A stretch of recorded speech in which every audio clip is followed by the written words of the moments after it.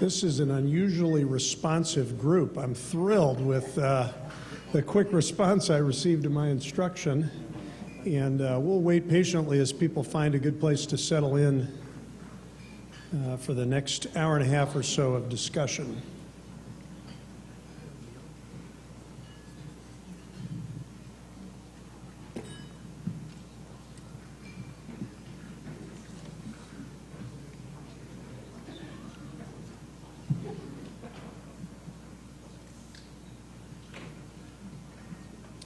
It's a little bit like musical chairs. If you don't find something soon, you'll be up in the front row with me. And that's where we're at. And somebody just sat down in my reserved spot. Thank you for that, Provost Jones. I'll do what I can. Maybe you could help. If there's a seat next to you that's open, maybe if you could just raise a hand. There are 3 or 4 in the front row, 2 back here. We may be just a little bit short. They're bringing more. That's great. So you may just be able to wait at the back a little bit for a moment. Well, good evening and welcome. My name is Philip Reichen, and it's my privilege to serve as the president of Wheaton College. We are thrilled that you are here this evening for this conversation. Thrilled that Os Guinness is here this evening for this conversation. He'll be introduced at greater length in a few moments, but I admire you, Oz, as a Christian statesman, as an Oxford man, which I know because, and I don't know if you'll remember this, when you spoke at the commencement exercises at Westminster Theological Seminary in Philadelphia, I received a call wondering if you could borrow my gown so that you would have regalia to wear. So, and I think it was a reasonably good fit, actually. So I feel like my doctoral robes have been dignified by your using them.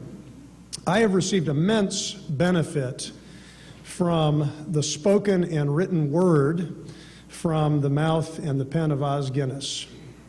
His deep understanding of Christian philanthropy, his passion for the calling of Christ to the Christian life and vocation, his deep thoughtfulness about the intersection of Christianity and culture.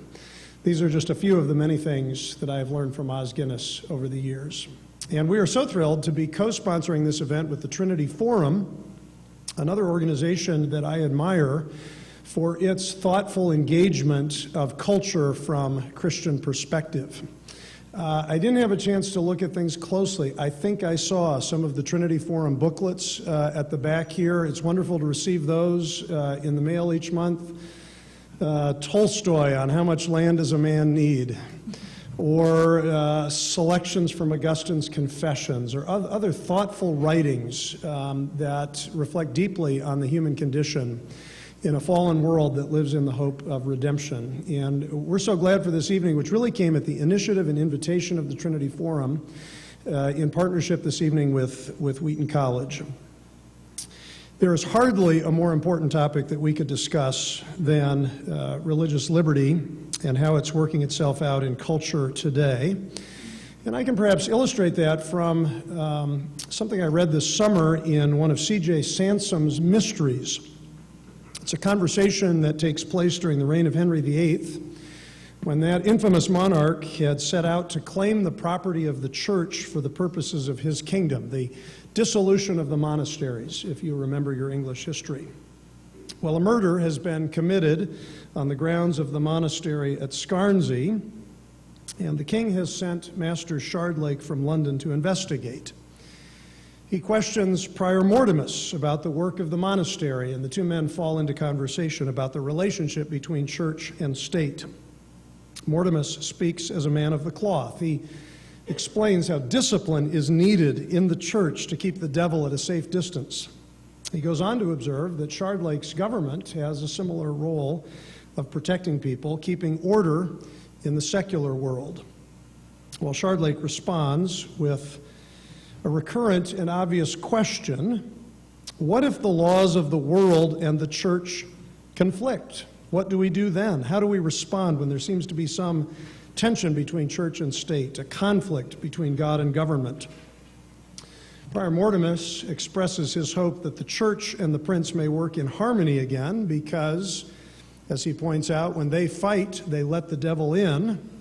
But as a government official, Shardlake is more pragmatic. If harmony is what you want, he says, then let the church not challenge the prince's will.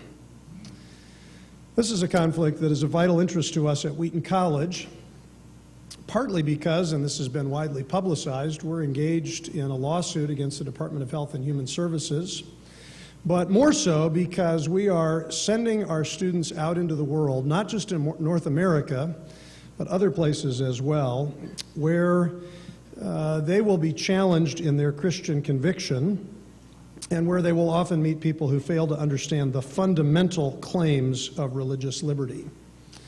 I was reminded this summer how ancient that discussion is.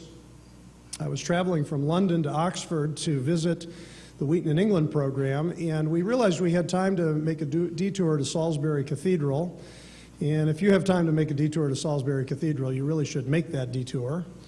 And I discovered there something that I had forgotten or perhaps had not known, that in the chapter house there is, I believe, the best preserved extant copy of the Magna Carta, which in 1215 established freedoms of various kinds in England.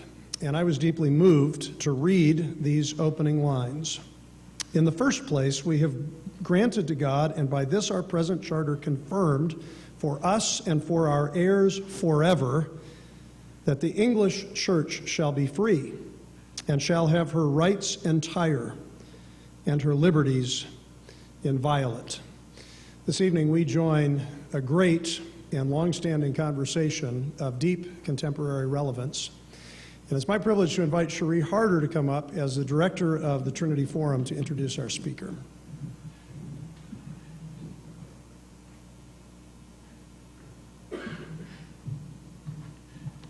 Thanks, Phil.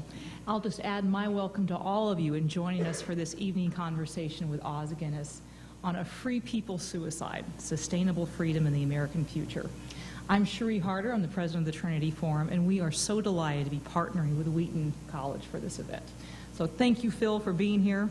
Thank you to all of your staff as well. It's really been both exciting and a delight for us to be able to partner with you. For those of you who aren't familiar with the Trinity Forum, we provide a space and resources for leaders to engage life's greatest questions in the context of faith.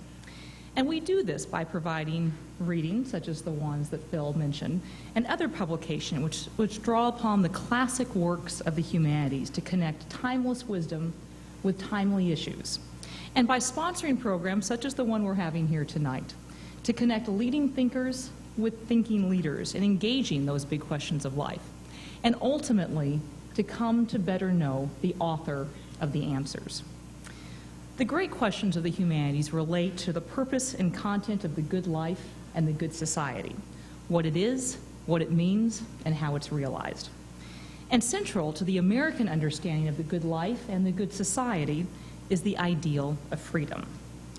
But while many Americans largely agree on the value and necessity of freedom, notions of what freedom is, how it should be ordered, and how it can be sustained are contested. And those contests form many of the major political and cultural battlegrounds of our time. In his new book, A Free People's Suicide, Sustainable Freedom in the American Future, published by InterVarsity Press, Os Guinness argues that the greatest challenge of freedom lies not in winning it, nor even in keeping it, but in keeping it, and that its greatest threats come not from hostile regimes, but from within, from an internal erosion of the civic character necessary to preserve freedom as we know it. So tonight, we're going to consider the provocative question: if it is true, as Oz has written, that the ultimate threat to the American public will be Americans themselves, and the problem is not wolves at the door, but termites in the floor, then what can be done to sustain American freedom in the future? It is a challenging and a controversial topic, and there are none that can address it with greater insight, expertise, or eloquence than our speaker this evening, Os Guinness. Oz is an author, sociologist, social critic, and I am very proud to say, the founder of the Trinity Forum. His scholarly work is extensive, but he also has firsthand knowledge over the course of his own life about what it means when freedom is lost. The great-great-grandson of Arthur Guinness, the Dublin brewer, Oz was born in China in World War II, where his parents were medical missionaries. He was a witness to the climax of the Chinese Revolution, and in 1949 he was expelled with many other foreigners, and in 1951 returned to Europe, where he was educated in England. He completed his undergraduate degree at the University of London and his DPhil in the social sciences from Oxford, where apparently you then needed to use those gowns. After working as a freelance reporter with the BBC, Oz came to the United States to work as a scholar at the Woodrow Wilson School for International Affairs, and he later served as a fellow at the Brookings Institution. He then went on to serve as the executive director of the Williamsburg Charter Foundation, a bicentennial celebration of the First Amendment, and went on to become both the founder of and a senior fellow at the Trinity Forum. He has written or edited more than 25 books, including The American Hour, Time for Truth, The Call, Invitation to the Classics, Long Journey Home, Unspeakable, and A Case for Civility, and of course the book most pertinent to our discussion today, A Free People's Suicide. At the conclusion of Oz's remarks, there will be a response from Wheaton Professor of Politics Brian McGraw, who's the author of Faith in Politics, Religion and Liberal Democratic Thought, published by Cambridge University Press, and who holds a special expertise in the role of religion in the modern state. After Dr. McGraw's response, both Oz and Brian will be joined on stage, and there will be a time for audience Q&A. Oz, welcome.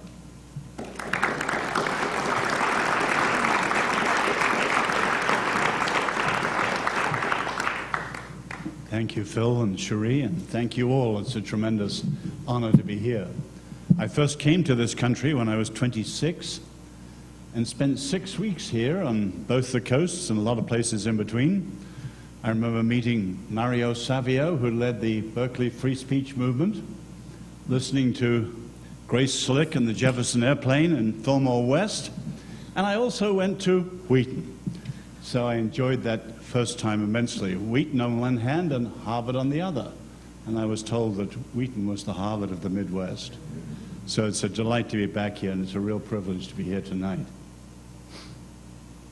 A few years ago, I was in China, asked to speak, among others, at China's CEO Forum at the University of Shanghai. Fascinating day. And at the end of it, I walked back with the dean of the business school from the dining room to the lecture hall, and he said to me, "Let me ask you a question I wouldn't raise in public." He said, "What am I missing? We in China are fascinated with the Christian roots of the Western past for the sake of China's future. But you in the West are cutting off your roots. What am I missing?" I had to say to him, sadly, he was missing nothing. We obviously owe an immense amount to the Greek civilization and to the Romans. But the principal source of much of our Western thinking and the way of life is the Jewish way of doing it. And clearly, that's being cut off decisively at point after point after point. In many ways now, if we look at the West at large, and America in particular, you can see a growing vacuum of legitimation. In other words, we are in effect a cut flower civilization. The roots have been cut. Nietzsche would probably say that we're living still under the shadow of God, although many people are pretending they don't realize the consequences of cutting those roots from God. And you can see the various forces that make this up. On the one hand, an extraordinary diversity of conflict of voices. On the other hand, many people using the old terms and ideas, but with a changed meaning that's decisive. And then again, many people saying the old things, but not realizing they have no basis for what it is they're saying. And if we were to analyze the various things that make it up, we could look at human dignity and truth and many, many other issues. But I want to argue tonight that one of the deepest of them all is freedom. Freedom. You probably remember that St. Augustine argued to put his point in very modern terms, that to understand a nation, you don't look at the size of its population, or the throw weight of its missiles, or the strength of its GDP, but you look at what he called its loved things held in common, or what it loves supremely. And if what a nation loves supremely is noble, that nation may be noble. And equally, if what a nation loves supremely is in good health and strong condition, that nation may be in good health and strong condition. But if it's not, then the nation may be in trouble. Now, of course, there's no question that if I were to ask you Americans, and certainly as an admirer of this country from the outside, what is it that characterizes America most of all? Freedom, the land of the free. But many Americans today ignore or forget part of the distinctiveness of American freedom. And that's what I want to talk about. In 1843, a young New England researcher was trying to do interviews with all the remaining veterans of the Revolutionary Wars. And he met an old gentleman, Captain Levi Preston, who was 70 years his senior, 91. And Captain Preston had fought at both Lexington and Concord. And the young student said to him, "Now, why did you go out to fight?" The old gentleman was puzzled that such an obvious question would be asked. He didn't answer it. Slowly raised himself up to his full height. "Well, you're surely oppressed." "We weren't oppressed," he growled. "Well, what about the Stamp Act?" "Never paid a penny," he said. "What about the tea tax?" "Never paid anything for that, and the boys threw the tea in the harbor before we got there." "Well, what about the great books on freedom, Sidney and Harrington and Locke?" "Never heard of any of them," he said. "The only books we had were the Bible, Isaac Watts's hymnal, and a farmer's almanac." And the interview was going on like this, and the student was getting even more puzzled. And so he finally said again, "Well, why did you go out to fight?" And the old boy gave this immortal answer: "We had always been free, and we intended to be free always. And the redcoats didn't mean that we should." He wasn't the only one who put it in those extraordinary terms. Free always, always free.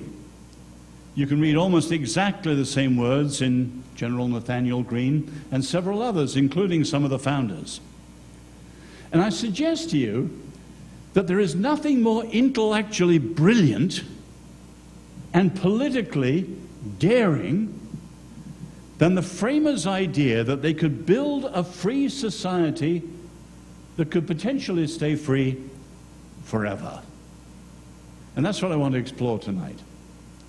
Let me begin back with the framers and make a series of steps that bring us down to where we are today.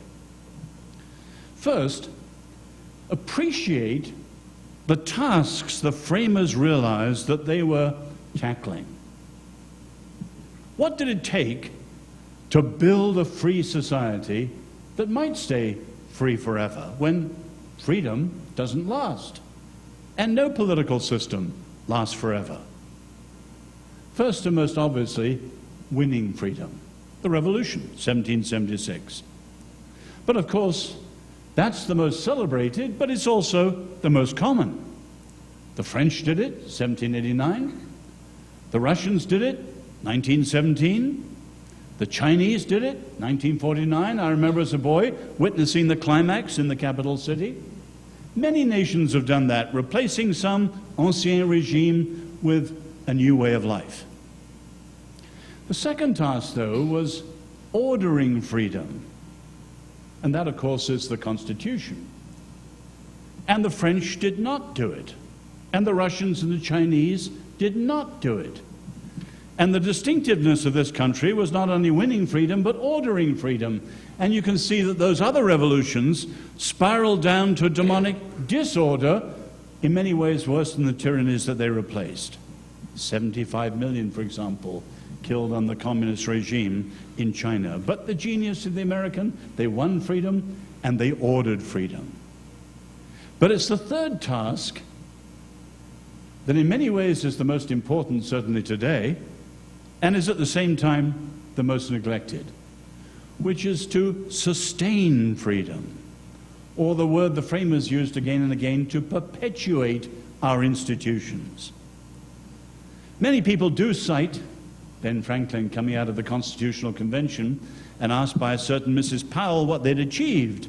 And he answered famously, as you all know, "A republic, madam, if you can keep it." And that theme comes up again and again in the founders, particularly as they reach the end of their lives. How are they doing in perpetuating it? And of course, your own most celebrated president, when he was a young man of 28 in Springfield, and when he was asked what he'd like to speak on in the Lyceum, he chose as his topic the perpetuation of our institutions. I often read that and think, how many 28-year-olds today would tackle a topic like that, the perpetuation of our institutions? And Lincoln talks about the accounts running, and he looks at the pluses and the minuses of the United States 50 years after the Revolution. I've lived in Washington nearly 30 years. I've never heard any political leader address that question of sustaining freedom. And the irony, of course, is sustainability is now a vogue word, highly fashionable. Sustainable capitalism, sustainable development, sustainable environment, sustainable this, that, and the other, but no one addresses sustainable freedom. But move on to the second point. The framers were deeply aware of the menaces to sustaining freedom. They were, of course, revolutionary, but they were also rooted. They knew their history. In fact, we could say they used history in order to defy history. They'd read the classics and great works such as Cicero's or Polybius, the Greek historian, who discussed the rise and fall of various political systems, and they knew it well. And you can see, if you read the classics, there were three main menaces to perpetuating political systems. And what's interesting is that the first one, the framers didn't really bother about that much, although we have to. Whereas the second and third, that they took deeply seriously, we don't. The first menace is the obvious one, an external menace. Suddenly a nation can find itself with a stronger, better armed nation, and it may be in trouble. And of course, the founders came, most of them except for John Jay, from a small protected island, and now they're on a large protected continent, and the nearest serious enemies 3,000 miles away. And you can see in speeches such as George Washington's farewell address, or Lincoln's speech that I mentioned. Lincoln almost disdains the idea of what he calls a transatlantic Bonaparte putting his feet down in the cornfields of Ohio. Unthinkable. And they didn't take that seriously. Of course, we do, after intercontinental ballistic missiles and gentlemen with box cutters, we know to take that very seriously. But the second and third menaces, which they took profoundly seriously, are hardly discussed today. The second menace is what the Greek historian Polybius calls the corruption of customs.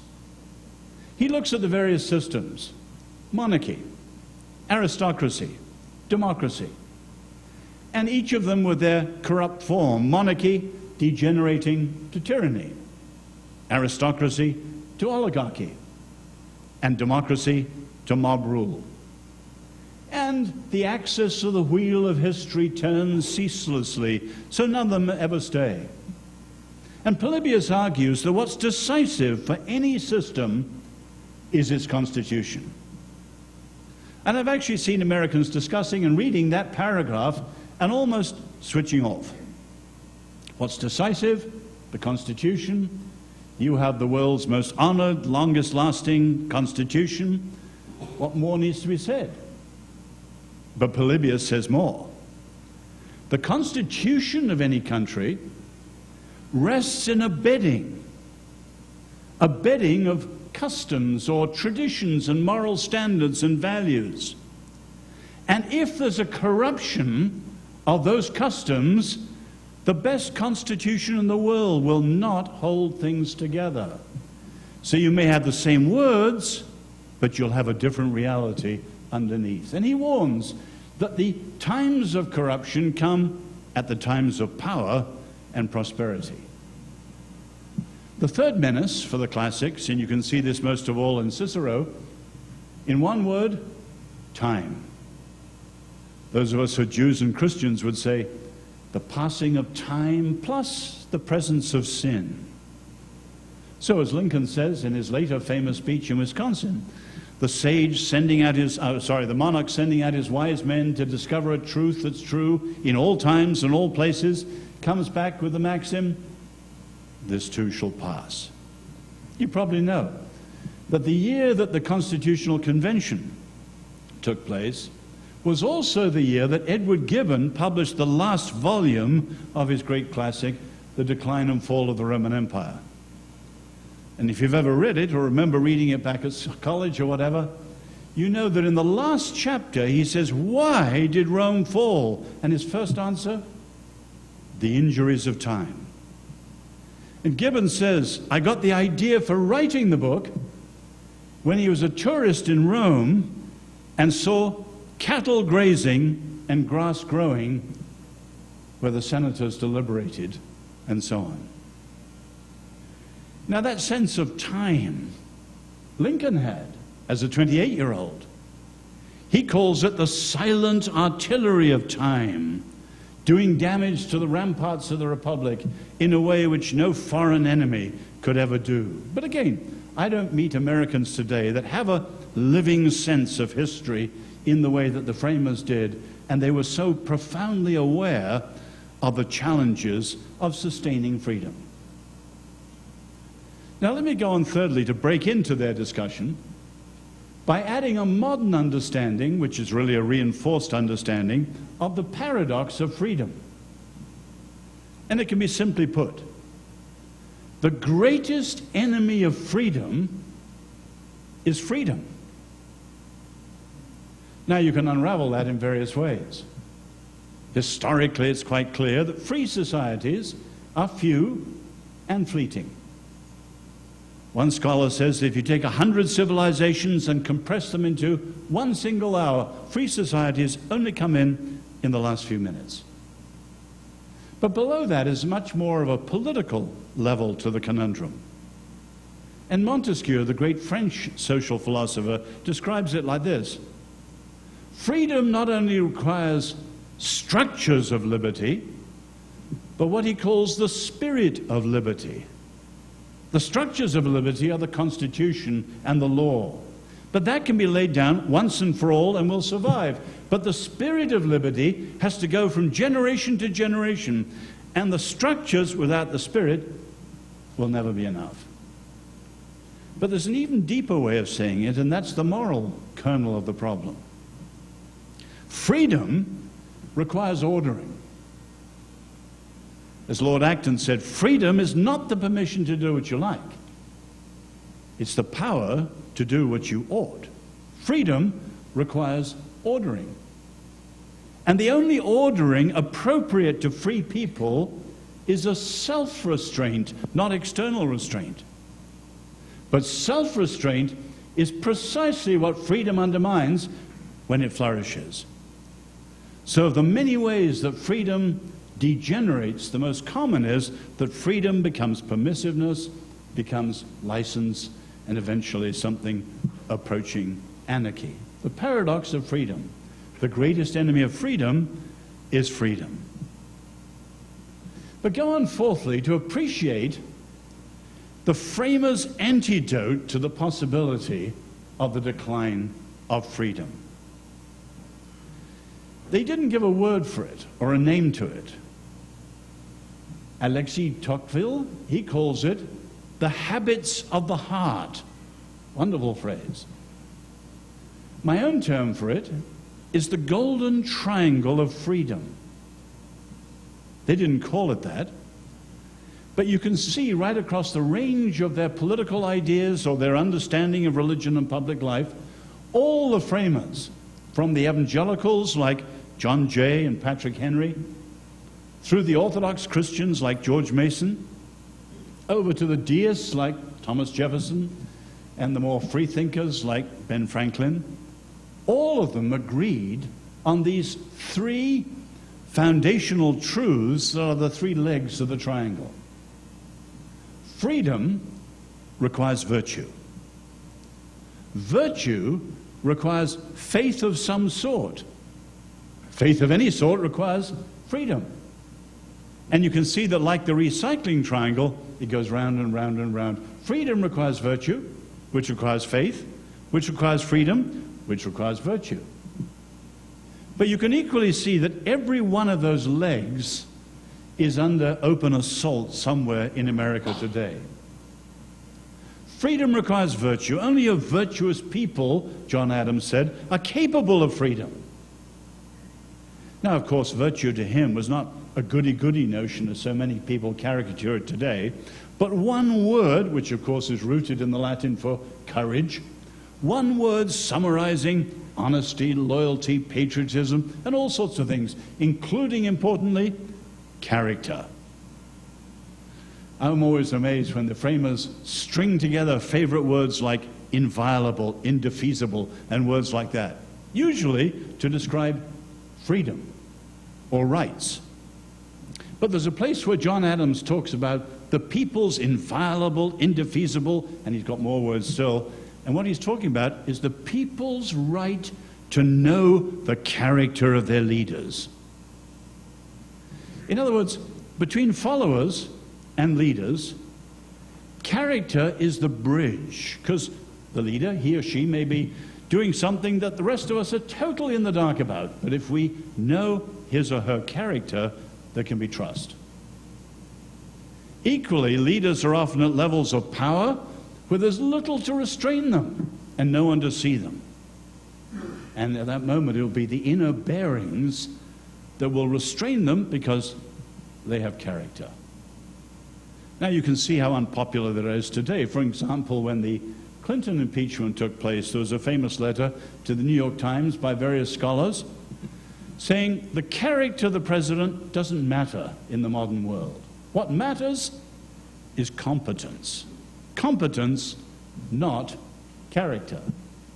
But of course, the presidency itself and its history is enough to show the falseness of that. I have one of my best friends is a Wheaton graduate who's in the Nixon administration. And there's no better illustration of that than the Nixon administration. President Nixon actually used the word, had his little phrase, CQ. Not only IQ he looked for in his people, but CQ, character quotient. And yet many historians point out it was the character of his own people, including himself, that brought down his administration. A president with extraordinary paranoia and insecurity. A Secretary of State with vaunting vanity. A Chief of Staff with incredible hubristic arrogance. And you could go on down the line. In many ways, it was precisely the character of that administration which undermined their other achievements, such as opening up China and so on. Character or competence? You can see where modern people choose, and the framers are decisively different. The difference is over the second leg, too.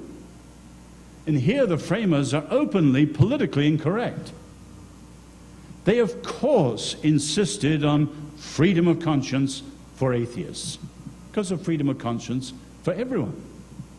But they were extremely leery about the idea of a society of atheists, precisely for the reason where would be the strong grounding of virtue. Because if we look historically, there's no question that the strongest inspiration to virtue, the strongest sense of the content of virtue, and the strongest talk of sanctions when people are not virtuous comes from faith. Of course, no established faith, no. A disestablished faith, but nevertheless powerful indirectly and bottom up, although not established. And of course, the third leg is equally distinctive. Freedom requires virtue, which requires faith, which requires freedom. And the founders break with 1,500 years of European tradition and disestablish religion. And faith, for the first time in European history, becomes voluntary and a matter of the dictates of the individual conscience.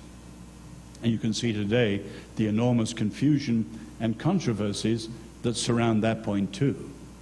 But that was, and I suggest, I have never, I'm sure we might have some ideas later because I'm not a scholar in this area, I have never found an attempted solution to sustaining freedom that is more intellectually brilliant and politically daring.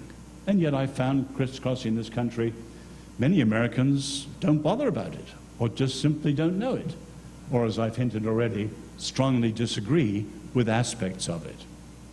What's happened? Well, clearly, to move on, forces have flowed through this country which have, in key circles, undermined that whole understanding.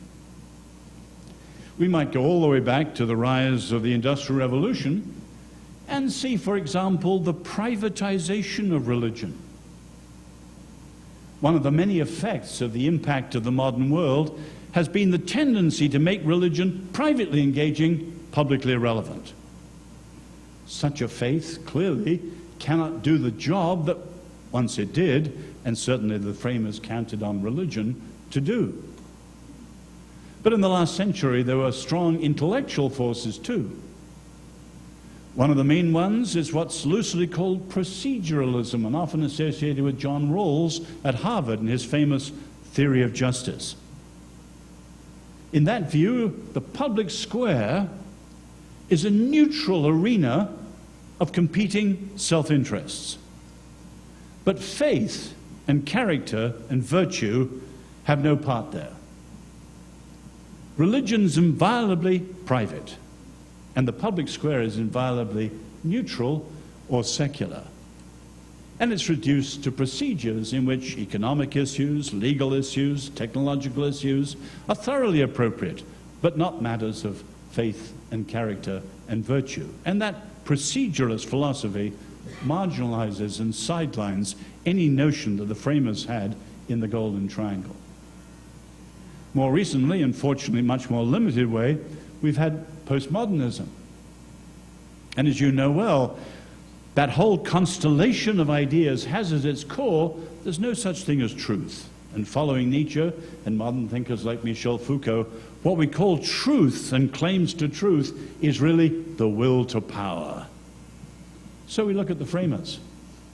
High-flown ideas like the Declaration of Independence, but really what matters is the will to power. And underneath this fancy rhetoric, you have Virginia, tidal plantation owners, and the system through which they keep their slaves down. And so we deconstruct it and eventually dismiss it and throw it out, baby, bathwater and all. Fortunately, not most American leaders, but a decisive number. I remember when there was one congressman even objected to the mention of George Washington in the congressional record because of his slave-owning past and so on. But move to where we are today in terms of freedom. I would point to three areas where you can see today American freedom in crisis. First, and in many ways I've referred to this already, a significant alienation of leaders. It's not everyone, it's not everywhere. But as you know, historians point out that if a great nation loses a significant number of its thought leaders who no longer believe whatever made it great, eventually that nation will be in trouble. And you can see in many, many parts of the academic world in this country, people who either neglect, forget, or are openly opposed to many of the ideas that have made this country. A second point of the crisis is perhaps more obvious, and that is a breakdown in the transmission of American values. A free republic is in the business of transmission in every generation in two ways, always. First, from the older generation to the younger generation. That, of course, is education. And it's no secret, along with the growing mediocrity of American education in the public schools, the almost complete disappearance of civic education. But the other point of transmission is from the old-timers in the country, because there are very few real natives, to the newcomers, and that's immigration. But along with the throwing out of notions such as the melting pot after the 1960s, you can see that any notion of civic education has almost disappeared from discussions of immigration. I've lived in Washington, I said, nearly 30 years, and immigration's been a hot issue in the last 10 or more. And people discuss border control and English as a second language and umpteen things. I have never heard a single one discuss civic education. But as historians point out, it's relatively easy today to get naturalization papers. But at the same time, it's increasingly difficult to know what it is to be American. And if that disappears for too long, eventually immigration will put more of a stamp on the country than the revolution, because the transmission has broken down. But for me, the third point of the crisis is the deepest of them all. And to use Polybius's term, there is a corruption of customs. Now, it could be argued that many of the issues in the culture wars are an example of that, and they are. But my concern tonight is freedom. Now, a modern way of saying that, and I remember many discussions at Oxford with Isaiah Berlin, the great Jewish philosopher who came from Russia, and he was the one who argued that we need to understand freedom in both its negative and its positive aspects. So negative freedom is freedom from. And of course, all freedom has to start there. No one is free if they're constrained by colonial oppression or alcoholism or chains or whatever it is. Negative freedom is essential, but only preliminary. Free from. Positive freedom has to come in, which is freedom for or freedom to be. And that, of course, assumes that we know what we're here for and what we should be. Freedom is not the permission to do what we like, but the power to do what we ought, Lord Acton said. Now, if you look at almost all American freedom today, and I mean conservative as well as liberal, it's almost all negative. In many ways, variations on libertarianism. The government off my back, the government away from my body, don't tread on me, and all these things. It's all a very powerful negative freedom without the constructive understanding the framers had of what's now called positive freedom. And the simple fact is that negative freedom alone is unsustainable. And without a recovery of positive freedom, it will not be sustained. Put those three together, and you can see we're at a very important point. What needs to be done to address the issue? Well, you could say many things. I'll mention just three. First, and very obviously, there needs to be a restoration of civic education. It always used to be understood in the classics and down through Western thinking that in a free society, everybody's born free, but not everyone's up to it. Not everyone's worthy of freedom. The Greeks talked about the possibility of turning what they called idiots and tribespeople into citizens. The idiot was not the nutcase, but the person who only thought of themselves. The tribesperson was the person who only thought and acted as a member of a group. But they knew they needed not idiots, not tribespeople, but citizens, people who knew their own self-interest, but also the interests of the city-state or whatever it was. And you can see that idea lies behind what used to be called educating for liberty, or liberal education, or civic education.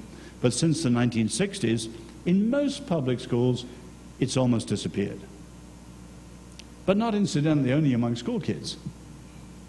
It's often said, and I think rightly, that a pluribus unum is not only your American motto, it's maybe your greatest achievement. Taking such incredible global diversity and forging one nation. But that, of course, assumes and requires that the unum remains as strong as the pluribus.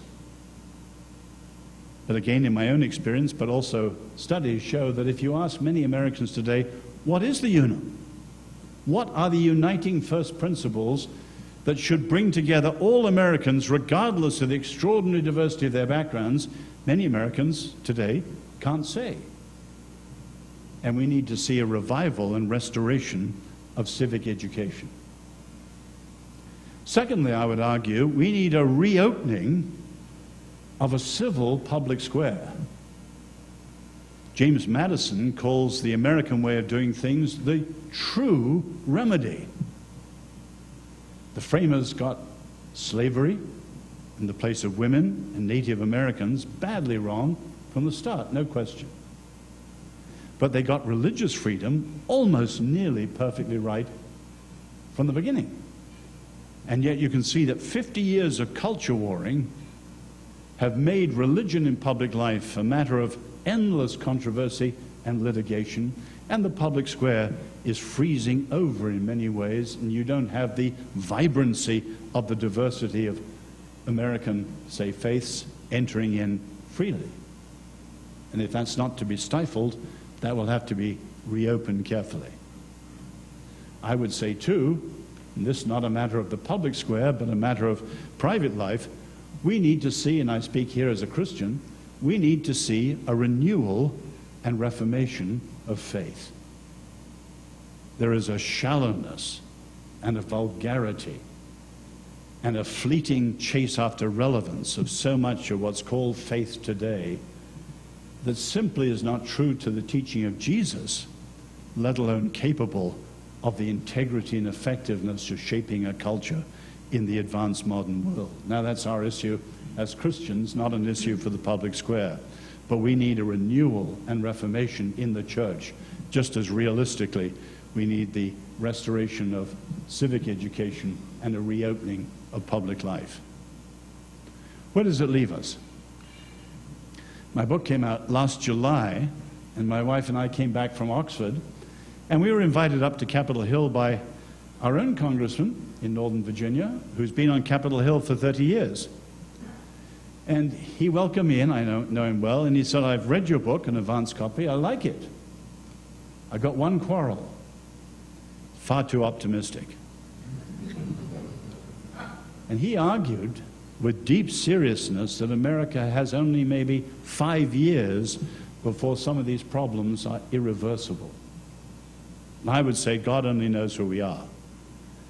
And I would say we're at an extraordinarily open moment when much could be done that's decisive. But let me finish and draw the threads together like this. Cherie kindly asked me before the book came out to open up some of these topics down in South Carolina, where they were having Thomas Cole's painting, The Course of Empire. I'm sure many of you have seen those 5 huge paintings from the 1830s. They move from a savage state to the pastoral early America, to what he describes as consummation, and you have a grand city built on the order of Athens and the Acropolis and Rome. And then painting 4 is destruction, and painting 5, what he calls desolation. And I'm sure Cherie remembers the chairman of the evening, and everyone had had wine and cheese and gone to see these extraordinary paintings in the museum. The chairman said, I don't know what he's going to say, but I know we in America today are somewhere between painting 3, consummation, and painting 4, destruction. God only knows exactly where we are. Is there hope? Of course.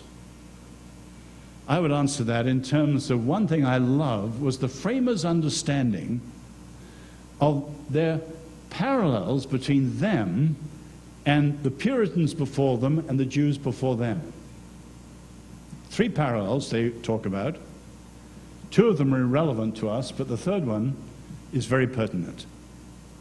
First, what the Jews called Exodus, the Puritans called conversion, and the framers, with their more national and secular understanding politically, called revolution.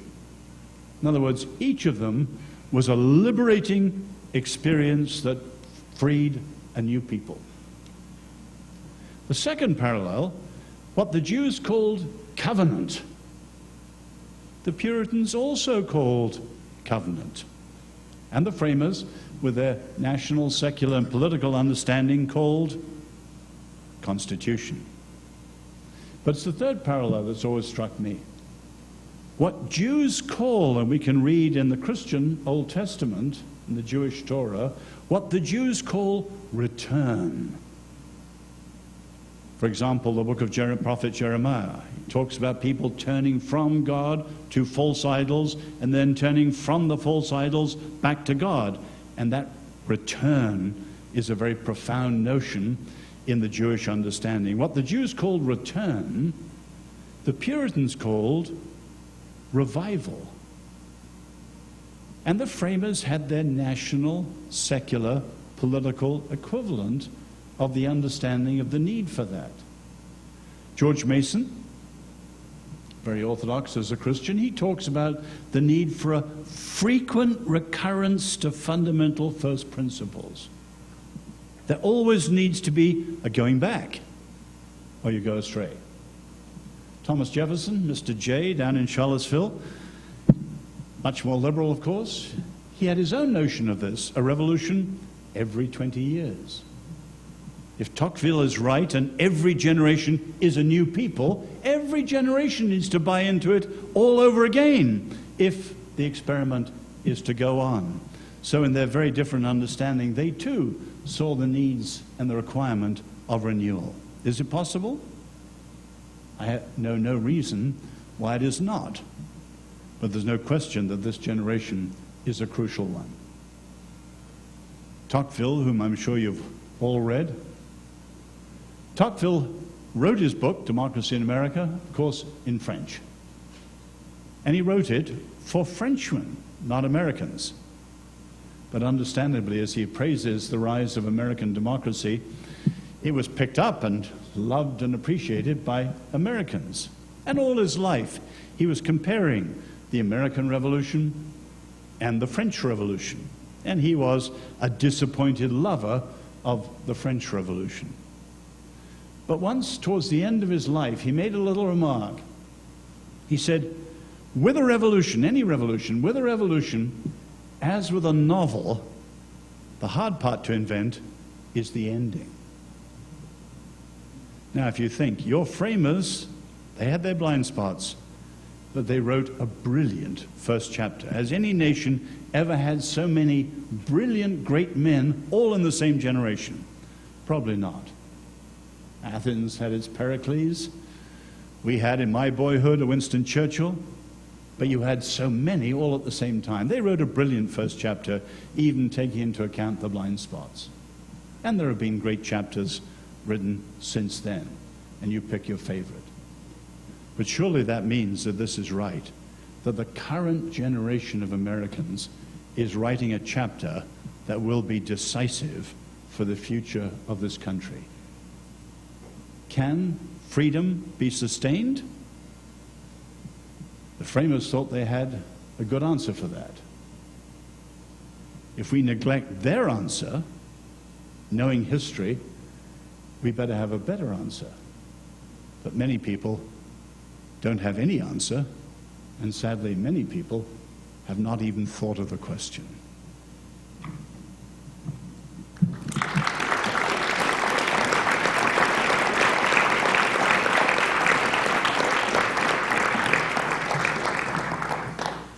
Well, thank you for the opportunity to come here and respond to Oz's very fine talk and to his book, which I urge you all to buy. I enjoyed it very much. When I was an Army lieutenant, there's a piece of advice given to me on how to give talks, and they are to be brief, be brilliant, and be gone. As a professor, it's pretty difficult to be brief on anything, but I will do my best. Brilliance, well, I will be gone at some point. I come this evening to affirm much of what you have to say, Oz. And indeed, I think I quite agree on the relationship that you draw out between or among faith, freedom, and virtue. And indeed, I think that it's true that many of our problems, though not all, many of our problems are that we face on account of a misunderstanding of and how we live out that misunderstanding of freedom. But I think I'm going to have to play the curmudgeonly dystopian this evening and accuse you of, as I guess your congressman did as well, of being overly optimistic. And I think that I'm going to. I think you're overly optimistic because I don't think that many of the problems we have don't just trace back to sort of a particularly American understanding of freedom, but I think actually there's a way in which we moderns, and this is one way in which many of the issues affecting both the United States and our European friends come out of the same boat, that many of our problems just emerge on account of what we can even imagine about what it means to be free. America is, I think, the modern nation par excellence, and it's in the modern, not just the American conception of freedom that our peril lies. And I think that's a much more difficult, maybe even impossible problem to address. You suggest in the book that we can address some of our issues, and you sort of offer these kind of 3 suggestions, and I think all of them are worthwhile. I wouldn't offer any dissent about them, except to ask this: who's going to do these things? Who's going to engage a new round of civic education? Who is going to improve our civil discourse and so on? These won't happen on their own. So who will do them? I fear, indeed I think I believe, that there are neither leaders nor ordinary citizens enough so constituted as to make these kind of recommendations likely solutions. I'm a pessimist in this regard, I think, because, again, I think this problem with our conceptions of freedom go deeper than just in the American order. I teach political philosophy, and I teach Plato's Republic every semester. I run my students in my introductory class through it in about 4 class sessions, right? It's kind of a barn burner. And in books 8 and 9, Plato sort of details the sort of the decline and fall of his ideal city, what we call Callipolis. And the final stage is a move from democracy to tyranny, a move that Plato suggests is occasioned entirely on account of freedom. Plato describes democracies as regimes in which each is free to do as they wish. They think of freedom in much of the same way that we think of freedom. It is getting to do what you want to do. Now, Plato thinks that this really isn't freedom at all. It's slavery. In particular, it's slavery to the appetites, because it's what we want to do turns out to be, well, we do whatever our gut tells us to do. And this is what propels democracies into tyranny. And writers ever since Plato have worried about popular government precisely on account of this danger, that peoples, freed from the constraints of nature and reason, would destroy themselves out of a debased sense of what it means to be free. There's a reason that you don't find any philosophers making arguments for democratic government until maybe the 1700s. It's precisely because of these sorts of arguments and worries about what, quote-unquote, free people will do.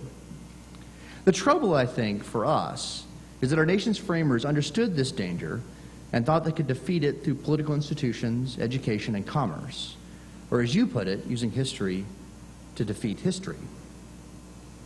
But I think they accepted, or they mostly accepted, or most of them accepted, that very modern conception of freedom is getting what I want to do. And it seems to me that for all their brilliance, and I entirely agree, it's a remarkably brilliant generation, I think such a strategy has quite plausibly been shown to be a failure. Chiefly because that modern conception of freedom, that subjective sense of freedom, getting to do what I want to do, it's too strong or corrosive. It's too tempting. And I think it's largely swept everything before it. Even faith and virtue have been reconfigured to serve modern freedom. I think we are already, for the most part, deeply infected with what Tocqueville called individualism, concerned above all else with satisfying our material wants and perhaps the interests of our small circles of friends and family. And so I think even if we were to redouble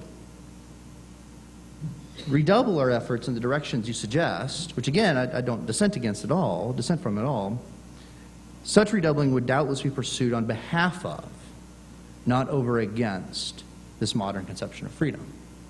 When people in my academic field, political philosophy, talk about civic education, for example, they usually talk about civic education as a means of creating autonomous citizens, persons who can hold the various projects they might have in their life at some distance, so that one day you might decide to be X, and then the next day you might decide to be not X. And so that all persons grow up with some distance between themselves and what it is they do, or what it is they value. So when we talk about sort of asking, well, let's educate, let's really sort of get people on board with how they might be free, I fear that what we'll be doing is simply sort of increasing the rapidity by which we all embody and indeed accept this, what seems to me an inferior form of inferior understanding of freedom. And so it seems to me, and I'm sad to say this because I wish it weren't true, that we shouldn't expect the American experiment to right itself on account of some political changes or some institutional changes. Now, I will say this, though, that such pessimism, and I'm usually not that much of a pessimist, or depending on which side of the bed I wake up on, I guess, such pessimism ought not to give way to despair.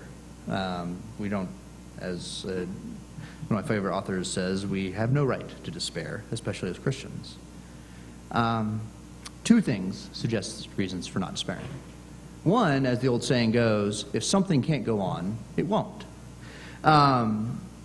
Plato seemed to think that democracies inevitably tipped over into tyrannies. I don't think that's the case. I don't think it's necessarily true. I don't think America is on the verge of tyranny, so please don't quote me as that. But I do think a social order constituted entirely around the subjective sense of freedom is ultimately unworkable. And I think the physical and demographic crises that are beginning to emerge in the advanced industrialized economies are a sign of that. Second, I think there are actually alternatives to political reform.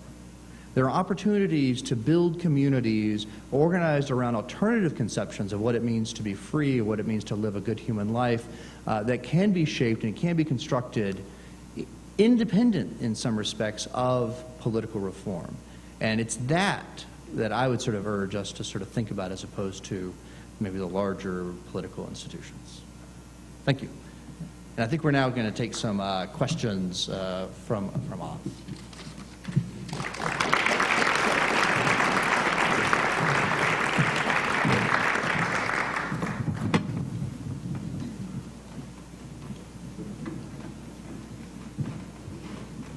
So, yeah, please raise your hand. I think there's a microphone right there, and we will get you a microphone. And please ask Oz all the questions you want.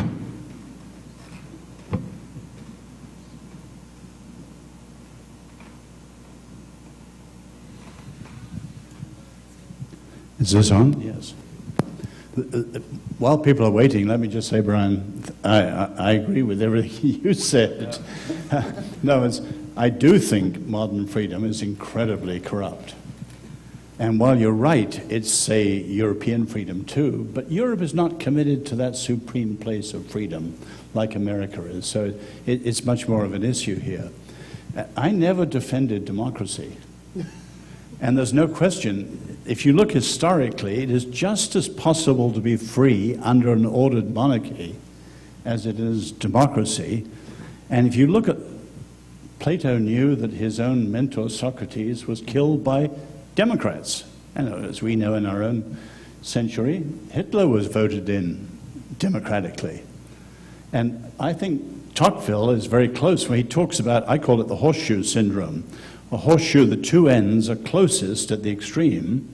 He talked about individualism, as you said. He coined the word. But he also talked about soft despotism. So not a tyranny in a kind of Hitler-like way, but you can see America with entitlements and dependency and so on, moving towards this radical individualism and towards this centralized, semi-socialist soft despotism. So I'm not arguing for democracy. You don't think it's possible to turn freedom around, even, say, for people like Christians and Jews who have a strong alternative position? Well, I wouldn't say it's not possible, or maybe I did say it was not possible, but I shouldn't have meant that. I think the difficulty is that while there are resources for reconceiving what it means to live as a free person, or even in a free, what it means to live in a free community, even those communities, those sort of resources, seem to have been sort of turned in favor of this kind of modern subjective sense of freedom. That I agree. Even I think most Christians and Jews, when you think about sort of, well, I have this sort of very vivid memory of being in a small Baptist church in Rhode Island while I was in graduate school, and there was a dispute in the church about disciplining a couple of members, and I remember a woman standing up at a meeting, very irate, raising her Bible, saying, "You can't tell me what to do." And it's just very vivid in my mind about this sense of like, well, no, I'm the master of my conscience. I am the master of myself, and that's it. And so I think that even Christians and other religious traditions that have these traditions of non-subjective senses of freedom have difficulty in reaching back and finding those. Well, I'd go further. If you look at any country, what's critical I think we're trying to out-pessimist to values are the so-called nurturing institutions. There are obviously three: the family, the faith community, and the school. And obviously, each of those three is in a profound meltdown today. So the nurturing institutions are dysfunctional. So in that sense, I agree with you. But I'm still an optimist. My great-great-great-grandfather, whom Cherie mentioned, was a strong friend and supporter of William Wilberforce and all the reform movements of the 18th century. And there's no question that England was approaching the conditions of the French Revolution. And in 2 generations, through Wesley's preaching, in 1 generation, historians say, 20% of England was lifted out of poverty just by now practicing Christian principles. And then when it touched through Wilberforce the leadership class, and through the British Empire they touched the world, the difference between, say, 1759 when he was born and 1833 when he died, it is an incredible night and day's difference. It has happened. Why not again? Over to you, though. Yes, can you speak a little bit more about the church and the need for it to sort of step up its game? I was intrigued by where you were going with that, and just wanted to see if you could expand on that a little bit. And is there any hope left for Europe, or is Europe kind of a lost cause the seculars have basically won there? Well, the second one first. There are no lost causes with the Christian gospel. And you remember when the Western Empire fell, not the Eastern, the Western Empire, Rome, you had the Dark Ages, and much of the church was wiped out. So we are the heirs of a second mission to the West, and we're living in the twilight of it. But we remember, say, missionaries like the second St. Augustine from Rome, or the Irish missionaries in their little coracles sailing down from Bangor to France, and you can follow the trail of Celtic crosses right as far down as northern Italy. In other words, Europe was barbarian, and it was won back. Why not again? So we've got to have that mentality. Now, Europe, I sometimes say, Americans say to me, are we going the way of Europe? Sometimes I say, somewhat mischievously, I hope so. Europe is in such bad shape today that it's actually good. Christians know where they stand. And there's tremendous new interest because Europe's showing every sign of not only being post-Christian, which has been for 200 years, but now post-secular. And the stories on campuses and in many cities. London, 30 years of a sociologically appreciable growth in the churches. It is not over in Europe. In other words, the problem here is there's a lot of illusion still, a lot of complacency still, and things are not that clear. Europe is not quite as bad. There really are signs of a turn. But your first part of the question, the way I'd put it is this: the church is exploding in the global south. We all know that. Sub-Saharan Africa, Asia, where I was born, obviously nothing to do with me, but just happened to be born there.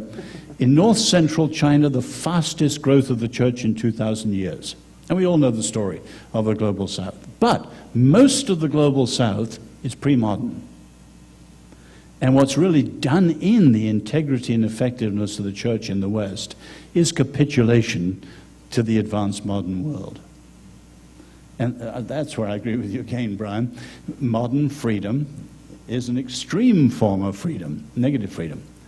So we've got to take on the challenges of advanced modernity, thinking them through, answering in thought, answering them in lifestyle. You mentioned communities. If we do that, those of us who believe in Jesus and who believe in the truth of the gospel, we must be people of hope as we do so.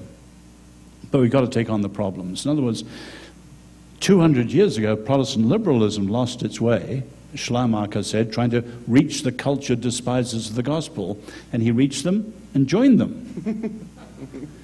In the last 30 years, a lot of evangelicals, in the name of seeker sensitivity and relevance and things, have started to do the same, and much of the American church is indistinguishable from the American culture.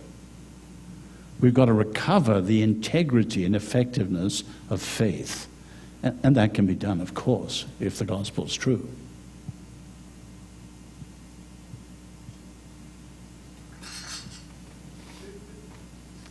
Microphone coming.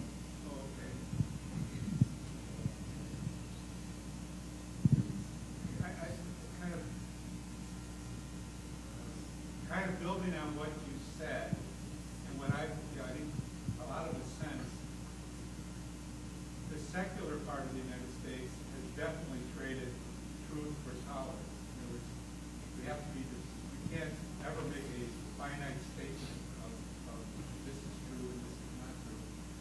But also, I sense, unfortunately, parts of the church, different, whether it's mainline denominations versus evangelical, have also you have to be tolerant, and if truth has to be sacrificed on that altar, it's much ridiculous. I'm just kind of downhearted.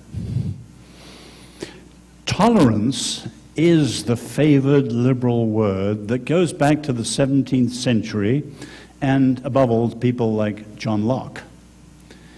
But tolerance is now recognized to be a weak word for what we're after, because tolerance, on the one hand, is much better than the opposite, intolerance. That's no question. But tolerance is always condescending. The powerful tolerate the weak. The government tolerates the citizens. The majority tolerates the minority. That is not freedom of conscience. And the idea of respect for freedom of conscience is much tougher than tolerance. And the problem with tolerance is not only that problem, but it quickly and easily flip-flops into the opposite. And you can see much of the political correctness claims to be tolerant, but is actually intolerant. So I suggest that carefully we challenge tolerance and replace it with an understanding of freedom of conscience for everybody. Now, if you explore, I talked about the opening of a civil public square. That is the only vision that allows every believer in every faith community to be free, to be faithful to what it believes. Everyone has the right to believe what they believe and enter the public square and argue from it. But they also know that other people have the same right. And therefore they figured out how to talk to them persuasively, civilly, and so on. So the notion of a civil public square isn't a sloppy form of tolerance. It's a right of respect for freedom of conscience for everybody, but it allows people the freedom to be faithful. You go back to Roger Williams, for instance, the early champion of this, mentioning Rhode Island. You know, God, put it in Christian terms, Roger Williams would argue, God allows people to choose hell. He doesn't, quote, rape their conscience, as Williams put it. In other words, even that, God gives us freedom. And we should certainly give freedom to everyone to have freedom of conscience, even to believe things that we think are wacko or whatever. I mean, I personally don't have any respect for anything I've ever heard of the beliefs of Scientology. But Tom Cruise and all of those, they have the right of freedom of conscience. Now, we equally have a right and responsibility. If they would enter the public square and argue for something on the basis of Scientology, we have the right and responsibility to disagree with them when it touches issues of common public life. But that right to believe is absolute.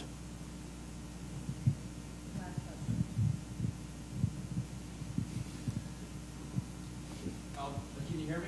I can. They probably can't at the back, though. I'm just curious, in a postmodern society, how do you convey the importance of virtue, and how do you explain what it is to be virtuous to the young generation? How do you do that in modern society? I'm not postmodernism first. I haven't been asked on any campus in the last 5 years any tough-minded, skeptical postmodern question.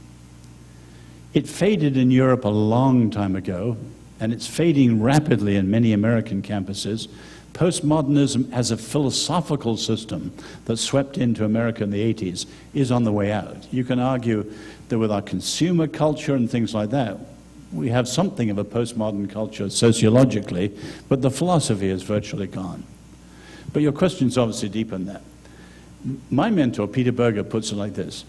Most people today in a pluralistic society are relativistic. That's your background, your generation, your class, your culture. How do you answer it? Well, he has two ways, but the first way, he always says, relativize the relativizers. Don't teach them what you believe. It'll get shredded by their relativism. Press them to be true to their relativism, which finally is not true, and at some point that matters to them, they'll see it. So St. Augustine said, see where the idea leads to. C.S. Lewis says, press it out to the absolute ruddy end. Very English way. Schaeffer used to say, press them to the logic of their assumptions. In other words, don't tell them, we need virtue. No, they'll shred that too with their relativism. But take their notions and press them out until they realize they're unlivable. And then at that point, well, I've never met a liberal, for example, who doesn't care about freedom. Well, what is freedom? The capacity for self-determination. You can get into it. But as soon as you just start to discuss it, it requires certain things. It assumes certain things. Well, where do they come from? At a certain point, a real understanding of freedom would lead you almost automatically back to a genuine understanding of virtue. Now, at the moment, you introduce virtue. Virtuecrats. Someone's imposing their values on all the rest of us. You know, here's some goody-goody notion. Let's get them out of the room quickly. No. Get into the thick of the discussion. Press their ideas out first until they're opened to think in a fresh way, and then discuss the ideas in depth, and you get back to some of these things because they're true. You know, the most popular university motto in the world is our Lord's words, the truth will set you free. But many people don't explore what that means. As you say, our modern truth is the freedom to do what you like. But that doesn't make you free for very long. That is, Plato said and Lord Acton said, is slavery. And it's no accident. America's the land of the free. You have more addictions and more recovering people in this country than any other modern country in the world. And the link between them is not accidental. So don't despair. Whatever the person comes from, if they have crazy ideas, Berger says, relativize the relativizer. Don't waste your time arguing the positive until they see the negative. And then you've got a discussion going. If I might add just one thing, is that sometimes virtue can't be argued, it has to be shown. Yeah. And that one of the great, I think the great weakness of Christian sort of public witness, if you will, is that our houses are not in order. Our communities are not ones that seem attractive, in which we've sort of lived out the virtue, that we sort of show something that's beautiful. In much of today's culture, postmodern or not, people want to know that you're speaking authentically, and all too often we don't.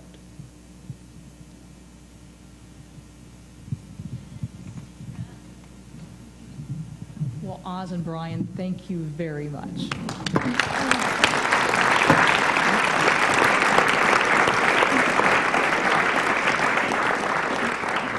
That was both a very thought-provoking and a very sobering presentation. It's hard to imagine a more dystopian vision than a free people suicide. And while our aim is not to encourage you to go forth and drink heavily, it is to help equip and encourage you to be agents of grace and transformation, the salt and light that we're called to be. And so we're really delighted to have been here with you tonight. And of course, in any evening like this, there are many people who have labored hard to make that possible. And just wanted to thank some of those folks, not only our speakers tonight, Oz and Brian, but also Wheaton College, Phil Reichen, the president, and so many members of your team, Mark Dillon, Mary Lynn Utermark, and others. We just really appreciate their efforts. I'd also like to acknowledge a few people in the audience. We're delighted to have Congressman Randy Holtgren here, one of our trustees, Bob Kramer, and I'd like to add particular thanks to our trustee, Jim Spear, who was really the visionary and the catalyst behind tonight's evening and really helped make it all possible. I'd also like to encourage you to join us. On your seats should be an invitation to join the Trinity Forum Society, this little brochure here. And as part of the Trinity Forum Society, you become part of our mission to basically help create that space for leaders to engage life's biggest questions in the context of faith. And as a member, that entitles you to receive our different readings. Many of you will have seen those at the back. We send these out quarterly, and they're often the basis for different reading and discussion groups, as well as enable invitations to nights like these.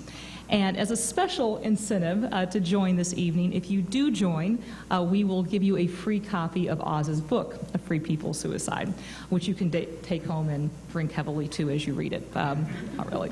But we hope that you will join. We also just heartily commend Oz's book to you. We think it is a very worthwhile, thought-provoking book and worthy of the time spent on it. It is available for sale on the back. I'm sure we can prevail upon Oz to sign a few copies when they're sold. And once again, thank you for joining us this evening. Cherie, could I just say in Yes. postscript, excuse me, the title comes from Lincoln and from Illinois. And in that same speech as a 28-year-old, he says this: as a nation of free men, we must live free for all time or die by suicide. It's open-ended. And great free people bring themselves down. And on that note of hope, good night.